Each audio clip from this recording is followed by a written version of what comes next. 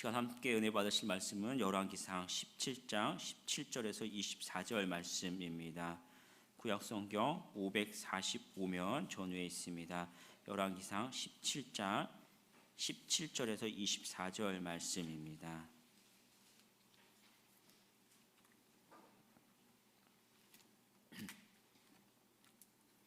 열왕기상 17장 17절에서 24절 말씀 함께 천천히 합독하도록 하겠습니다. 이 일 후에 그 집 주인이 되는 여인의 아들이 병들어 증세가 심히 위중하다가 숨이 끊어진지라.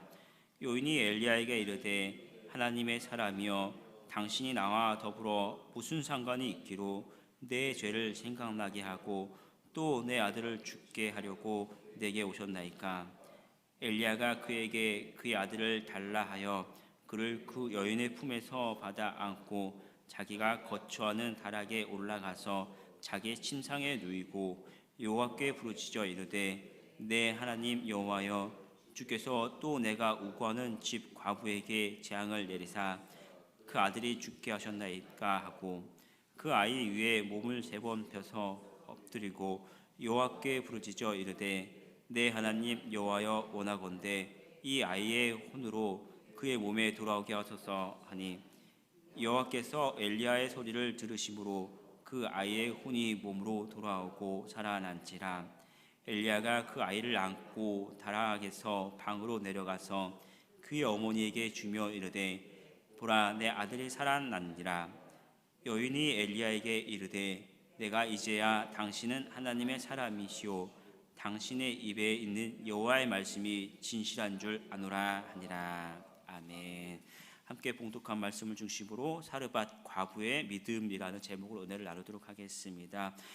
이 사르밧 과부는 남편이 죽고 극심한 그 경제적인 그 어려움을 겪었죠. 그때 이제 먹을 것이 없어서 마지막 남은 그 가루와 또 기름을 통해서 떡 한 덩이를 먹고 이제 자기와 그 아들이 먹고 죽겠다라고 한 그런 때 이 엘리야 선지자를 만나서 이제 그에게 먹을 것을 달라, 이제 자기 먹고 주는 것이 아니라 자기에게 달라라고 해서 그를 이제 선지자를 공개했을 때 하나님께서 그 집에 떡과 그 가루와 기름이 떨어지지 않는 그러한 이제 복을 먼저 받았던 사람입니다. 그런데 그러한 사건이 있은 후에 또 다시 이어서 그 마지막 그 남은 아이가 또 죽게 되는 죽고 또 다시 한번 하나님의 말씀으로 살아나는 이런 기적을 2번이나 이제 경험하는 독특한 사건이죠.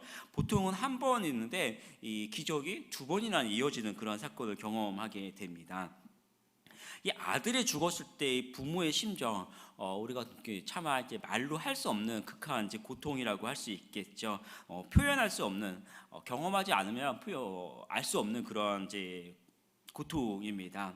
더욱이 이 여인을 보면 과부였죠. 다시 말하면 길지 않은 시간에 어떻게 보면 바로 직전에 남편을 죽는 그런 아픔을 겪었던 그러한 여인입니다.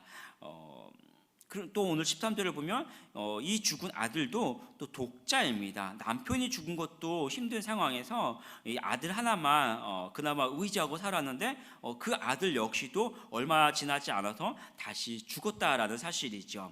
게다가 이 아들을 보면은 그 남편이 죽었을 때 이 아들이 보통은 생계에 도움이 되어야 하는데 이 아이들이 생계에 도움이 되지 못할 만큼 어렸던 그런 사실을 우리가 다시 한번 좀 생각해 볼 수 있겠죠. 굉장히 어린 아들이라는 것이죠. 특별히 부모들은 자녀들이 잘못되면 뭐라고 합니까? 자녀들이 안 되면 그의 탓이 아니라 내가 잘못해서 자녀가 안 됐다라고 하는 그런 생각을 하게 되죠. 그 자녀의 뭔가 안 되는 모습에 대해서 굉장히 미안한 마음이 내 잘못이다라고 생각하게 됩니다.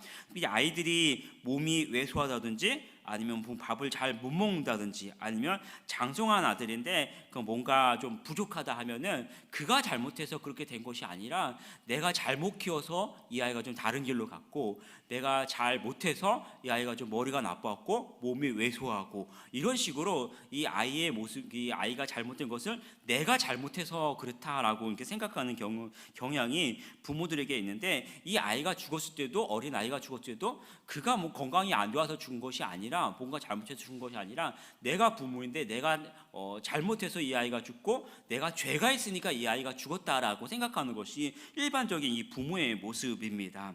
18절을 보면은 이 과부가 뭐라고 표현을 하냐면 이렇게 기록합니다.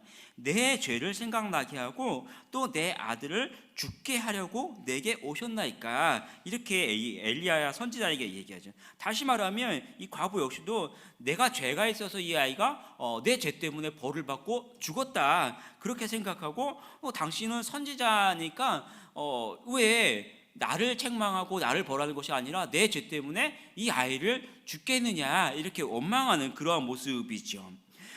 이 여인은 내가 잘못해서 내 죄 때문에 이 남편이 죽고 또 내가 잘못해서 내 죄 때문에 내 아들이 죽었다라고 지금 이 상황에 대해서 어떤 자신의 죄 때문에 그렇다라고 혼자 이 모든 상황을 이제 끌어안고 있는 그러한 상황을 이제 보여주는 것이죠.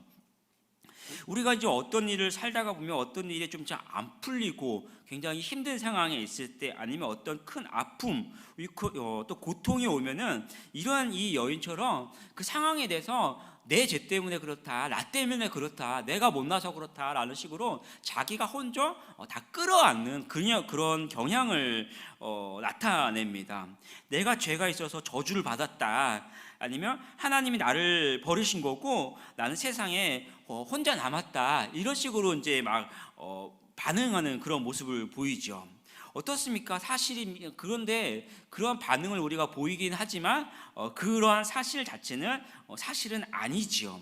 오히려 이전에 하나님이 이 선지자 이 여인이 하나님의 선지자를 대접했고 또 그렇기 때문에 또 복을 받았고, 불쌍한 중에서도 하나님께서 이 여인에게 은혜를 베푸신, 오히려 어떻게 보면은 저주받은 사람, 죄 때문에 뭐 벌 받는 그런 사람이 아니라 오히려 상황을 다시 정리해 보면 이 여인은 하나님께 은혜 받은 그런 사람의 모습이었죠. 그럴 때 나는 아프고 또 나는 약하고 또 때로는 내가 세상 속에서 살아가면서 죄를 범하기도 합니다. 그런데 내가 죄를 범해서 벌을 받는 것이 아니라 오히려 상황을 다시 정리해 보면 그런 속에서도 나를 위해서 예수님께서 이 땅에서 질고를 겪으셨고, 그래서 나와 함께 하시는 그분이 예수 그리스도지, 내가 죄를 범해서 나를 벌 주시고 책망하고 저주하시는 그런 하나님이 아니지요. 그래서 우리는 항상 기억해야 합니다. 내가 약하기 때문에 하나님의 은혜를 받은 사람이라는 사실을 기억해야 되죠. 여러분을 향한 이 하나님의 은혜를 붙들고 일어나는 우리 성도들이 되기를 축복합니다. 과부가 절망과 이 혼란 속에 있을 때 선지자 엘리야는 죽은 아이를 달라 하고 그 아이를 넘겨봤습니다. 그리고 자기가 머물던 그 다락방으로 올라간 후에 그곳에서 기도하지요. 슬픔에 있는 사람은 혼자 끌어안는 이 경향을 보이죠. 이 여인이 그렇게 했습니다. 우리가 그래서 이 슬픔에 있는 사람들에게 가서 위로를 해줄 때 어떤 사람은 그 슬픔을 잠시 이렇게 뒤로 하고 위로하는 사람을 바라보면서 고맙다라고 이야기하는 사람도 있는데, 어떤 사람은 위로해 준 사람을 보지 않고 계속해서 오히려 그 슬픔에 너무 휩싸여서 끌어안고 이렇게 이야기합니다. 다 내 탓이야. 다 내 탓이야. 내가 죽어버려야 해. 이렇게 얘기하죠. 건드리지 마. 날 그냥 둬. 난 이대로 살다가 죽어버릴 거야. 이렇게 하면서 위로해 준 사람이 아니라 그 슬픔 속에서 혼자 그냥 빠져 있는 사람도 있습니다. 이 과부가 그렇게 보여주고 있죠. 내 죄 때문이야 라고 하면서 혼자 그 아픔 속에서 자신의 앞에 있는 사람이 아니라 이 아픔, 이 안에서 나오지 못하고 있는 그런 여인이 있죠. 그런데 이 엘리야 선지자가 죽은 아이를 달라 했을 때 어떻게 합니까? 그 아이를 내줍니다. 슬픔의 근원인 이 아이를 끌어안는 것이 아니라 선지자가 이야기했을 때 이 아이를 내준다라는 것이죠. 이건 이 슬픔의 속에서 쉽게 내줄 수 있는 그런 상황이 아닌데도 하나님의 말씀에 이 아이를 선뜻 내줍니다. 큰 아픔 속에 있는 상황인데 그 아픔 속에서 하나님의 말씀하실 때, 하나님께서 말씀하실 때 그 하나님의 말씀 앞에 신뢰하고 순종으로 그 아이를 내주었습니다. 그리고 그 순종으로 죽은 아이가 살아나는 하나님의 역사를 경험하죠. 우리가 어떤 아픔, 어떤 환경에 있어도 결국은 그 아픔과 환경과 이 상황이 아니라 결국은 하나님께서 우리에게 말씀하실 때 그 하나님의 말씀을 듣고 말씀 앞에 순종하면 하나님의 역사를 경험할 수 있습니다. 그리고 엘리야 선지자가 어떻게 합니까? 21절 말씀을 같이 한번 읽어보겠습니다. 21절, 그 아이 위에 몸을 3번 펴서 엎드리고 여호와께 부르짖어 이르되 내 하나님 여호와여 원하건대 이 아이의 혼으로 그의 몸에 돌아오게 하옵소서 하니, 그 아이 위에 몸을 3번 펴서 엎드리고 굉장히 독특한 행동을 하죠. 다시 말하면 이 아이가 죽었으니까 그 아이를 이제 곧게 펴 놓은 것이죠. 다락방에 올라가서. 그리고 이렇게 똑바로 누워 있는 그 시신 위에 자신이 이렇게 1대1로 이제 엎드렸다라는 사실입니다. 저는 말씀을 준비하면서 생각을 해본데 좀 선뜻한 그런, 좀 무섭다 그런 생각이 들더라고요. 왜냐하면 살아있는 사람이 아니라 죽은 사람 그 위에, 죽은 아이 위에 이렇게 엎드렸다는 게 굉장히 무섭죠. 더욱이 유대인들에게는 이 모습이 굉장히 혐오스러운 그런 모습입니다. 우리도 그렇겠지만 이 모습 굉장히 혐오스러웁니다. 죽은 사람 위에 엎드렸다라는 거. 특별히 이 유대인들은 정결법이 있죠. 그래서 죽은 사람은 부정하고 나는 살아있으니까 이 죽은 사람 위에 접촉을 하면 그 부정한 모습이 내게 와서 나도 부정하다라고 그렇게 여겼습니다. 그래서 성경을 보면 제사장, 레위인, 나실인, 이런 하나님의 사역을 하는 사람들은 거룩해야 하기 때문에 이 시체와 접촉하지 못하게 했습니다. 접촉하면 어떻게 합니까? 그도 부정해져서 하나님의 사역을 감당하지 못했습니다. 직무를 감당할 수 없었어요. 그런데 선지자 엘리야가 이 죽은 아이의 시신 위에 엎드렸습니다. 그러면 일반적인 사람들은 이 당시 구역에서는 천지자가 부정해져서 하나님의 사역을 감당할 수 없는 게 일반적인 모습이었어요. 그런데 죽음이 생명으로 전가된 것이 아니라, 그래서 선지자가 부정해진 것이 아니라 오늘 말씀을 보면 하나님의 생명의 권능이 이 아이에게 전가되어서 이 죽은 아이가 살아났습니다. 다시 말하면 그들이 생각했던 것처럼 죽음이 생명으로 옮겨간 것이 아니라 생명이 죽음으로 옮겨졌다라는 사실이지요. 이 예수님께서 이 모습을 보여주셨는데, 나인성에 들어가실 때 한 과부의 독자가 죽어서 그 시신을 매장하러 가고 있었죠. 그때 예수님께서 그들에게 가셔서 그 관위에 손을 대셨습니다. 이 유대인들은 관에 뚜껑이 없었어요. 그러니까 다시 말하면 관에 또 손을 댔다라는 건 뭡니까?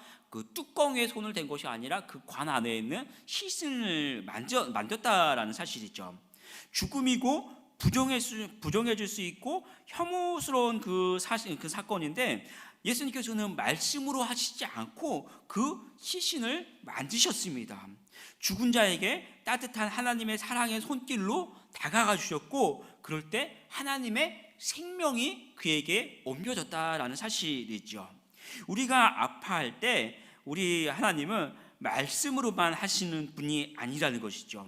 우리가 아파할 때 우리에게 다가오셔서 우리의 눈물을 닦아주시고, 내 마음이 아플 때 내 마음을 위로해 주시고, 우리의 상처를 싸매 주시고, 또 생명의 손길로 우리의 모습을 회복시키시는 분. 단지 말로만 일어나라, 말로만 내가 그 문제에서 해결되었다 하는 것이 아니라 우리의 마음과 우리의 상처 위에 친히 오셔서 만져주시고 함께 해주시는 분이 우리 예수님, 우리 하나님이십니다. 아이들이 부모님께 뭐가 필요할 때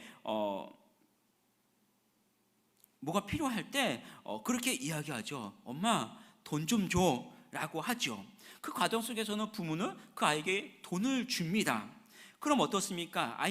아이가 그 부모를 바라보면서 우리 엄마는 나에게 돈을 주시는 분이구나 라도 알겠지만, 더 중요한 건 뭡니까? 그 아이가 성장해 가면서 부모가 나에게 돈을 주는 분, 그렇게도 알겠지만 더 중요한 것은 이 돈이 필요한 때 더 나에게 채워주시는 그 과정을 통해서 우리 아빠가 나를 돌보시는 분이시고 나를 사랑하시는 분이구나 하는 어떤 그 부모의 사랑의 모습도 함께 알아가야 되는 거잖아요.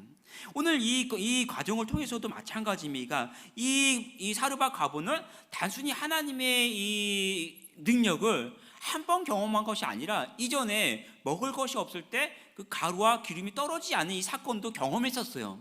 그런데 오늘 말씀을 보면 다시 한번 이 죽은 아이가 살아나는 이 모습을 통해서 단순히 하나님께서 역사하시는 분, 어떤 능력이 있으신 분, 이러한 사건도 친히 경험해서 알지만 오늘 죽은 아이가 살아나는 이 모습을 통해서 다시 한번 하나님은 단순히 능력이 있으신 분 그 위에 살아계시고 그 하나님이 나의 하나님이시고 나의 아픔과 함께 하시는 그 사랑의 하나님이심을 다시 한번 경험하는 그러한 기회가 됐던 것이죠.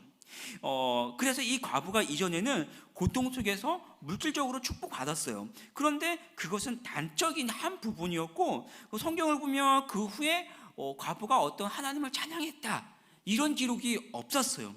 그런데 오늘 이 말씀을 보면 이렇게 기록을 합니다. 24절 같이 한번 읽어볼게요. 24절 여인이 엘리야에게 이르되 내가 이제야 당신은 하나님의 사랑이시오 당신은 입에 있는 여호와의 말씀이 진실한 줄 아노라 하느라. 그러니까 이전에도 그러한 경험을 했었는데 하나님을 찬양했던 기록이 없어요. 그런데 오늘 이 말씀을 통해서 어떤 능력의 하나님도 경험했지만 정작 자신의 사랑하는 그 아들이 죽었다 살아난 이 경험을 통해서 하나님은 내가 아플 때 함께 하시면서 내 마음 진실하게 내 상황의 모든 것들 다 아시고 나와 함께 하시는 그 하나님을 진짜로 경험하면서 이제는 그 하나님을 찬양하게 되는 것이죠. 단순히 물질적으로 복받는 것이 아니라 그때는 몰랐어요. 그런데 생명의 주 되신 그분이 우리 인생에 오셔서 나의 아픔을 만져주실 때 친히 함께 하시고 만져주실 때 단순히 물질적으로 복 주시는 그런 분이 아니라 진심으로 나를 사랑하시고 나에게 생명 되시는 분임을 깨닫고 하나님을 찬양하게 되죠. 오늘 우리도 이 시간에 여러분들이 이 새벽에 나와서 하나님 앞에 기도할 때 기도로 여러분의 기도의 제목을 가지고 하나님께 나아갑니다. 또 하나님은 우리가 기도할 때 응답해 주시는 그런 하나님이십니다.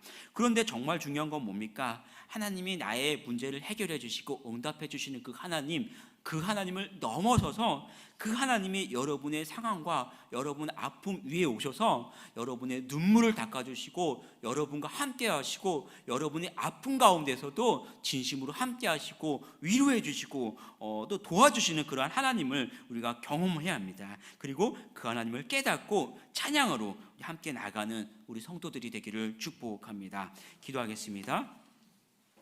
하나님 아버지, 먹을 것이 없어서 고통받는 이 사르밧 과부의 가정 가운데 오셔서 정말 물질적으로도 후하게 복 주셨지만 이제는 사랑하는 아들이 죽었을 때 그 아들 위에 정말 주님이 끌어안고 함께 하셨던 그 모습, 이 선지자의 모습처럼 우리가 아프고 힘들 때에도 우리에게 오셔서 모든 상황을 다 고쳐주시고 해결해 주시지만 정작 중요한 것은 그 아픔을 가지고 있는 오늘 특별히 이 새벽에 기도의 제목을 가지고 있는 우리 가운데 오셔서 우리를 끌어안아 주시고 또 우리의 눈물을 닦아주시고 우리와 함께 하시는 사랑의 주님을 우리가 다시 한번 기억하게 하여 주시옵소서.